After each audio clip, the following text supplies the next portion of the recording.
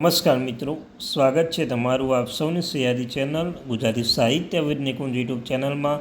હું નિકુંજ પરમાર આપ સૌનું તહે દિલથી આજના વિડીયોમાં સ્વાગત કરું છું. મિત્રો, આજના વિડીયોમાં આપણે ચર્ચા કરવાના છીએ 2005થી લઈને 2025 વચ્ચે નિવૃત્તિ પામેલા પેન્શન ધારકો માટે આવી અગત્યની માહિતી.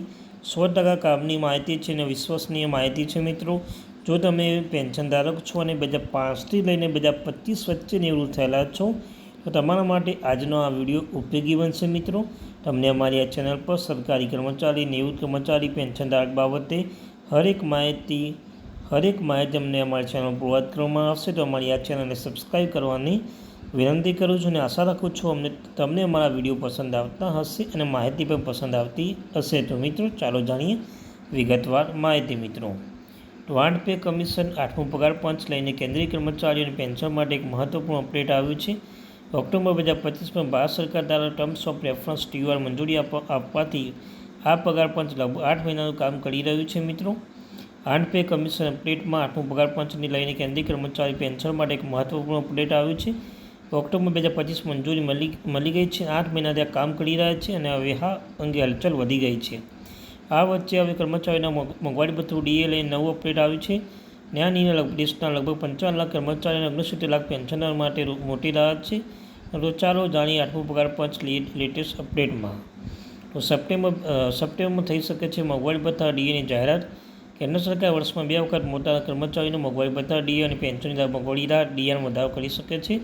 તાજેતરમાં જાન્યુઆરી 2026થી અમલ આવનાર DAમાં 2% વધારો કરવામાં આવ્યો છે, જેથી કુલ DA 60% થઈ ગયો છે અને આની સત્તાવાર જાહેરાત 18 એપ્રિલ 2026ના રોજ કરવામાં આવી હતી. મિત્રો, ઓલ ઇન્ડિયા NPS એમ્પ્લોઈઝ ફેડરેશનના અધ્યક્ષ મનજીતસિંહ પટેલે જણાવ્યા અનુસાર વર્ષના બીજા અર્ધવાર્ષિક જુલાઈથી ડિસેમ્બર 2000 માટે DAની જાહેરાત સામાન્ય રીતે સપ્ટેમ્બરમાં કરવામાં આવી છે.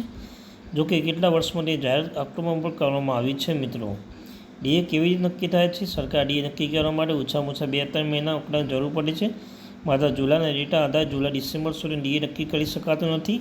DAની ગણતરી સમબુરો દ્વારા જાહેર કરવામાં આવતા હોય છે. All India consumer price index for industrial ગ્રોથના આંકડા પર આધારિત હોય છે. એપ્રિલ 2026ના ARCPIW આંકડા 0.9 પોઈન્ટ વધીને 149.9 પર પહોંચ્યો હતો.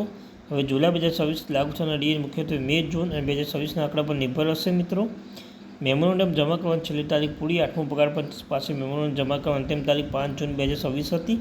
જો હવે પૂરું થઈ ગયું છે અને પગાર પંચ વિવિધ વર્ષનો સરકારી કરવાનો અધિકાર કર્મચારી પેન્શન અને પગાર ભથ્થા અને પેન્શન માળખા પૂરું સૂચના મેળવવા માટે તે સત્તા વેબસાઇટ મેમોરેન્ડમ સબમિશન વિન્ડો શરૂ કરી છે. મિત્રો, આમ કર્મચારીના યુનિયનની શું છે માગણીઓ? કેન્દ્રીય કર્મચારી સંગઠન યુનિયનના પગાર પંચથી સ્થાપિત મેમોરેન્ડમ મુખ્યત્વે પગાર અને પેન્શન રિટાયરમેન્ટ બેનિફિટ સુધારો પર ધ્યાન કેન્દ્રિત કરે છે.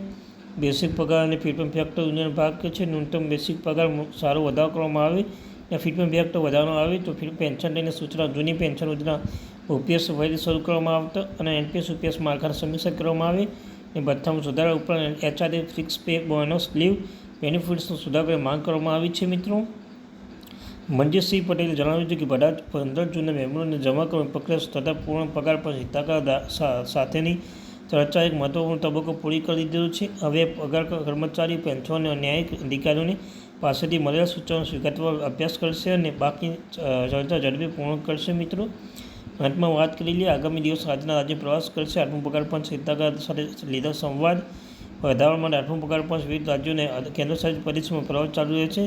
8મો પગાર પંચ આગામી પ્રવાસોની જાહેરાત કરી છે. લખનૌ ઉત્તર પ્રદેશમાં 22-23 જૂને 2026, ભુવનેશ્વર ઓડિશા 6-7 જુલાઈ અને કોલકાતા પશ્ચિમ બંગાળ 9-4 જુલાઈ 2026. મિત્રો, રેલી યોજવામાં આવી રહી છે. તો આ ત્યાંથી મહત્વપૂર્ણ. Thank you very much.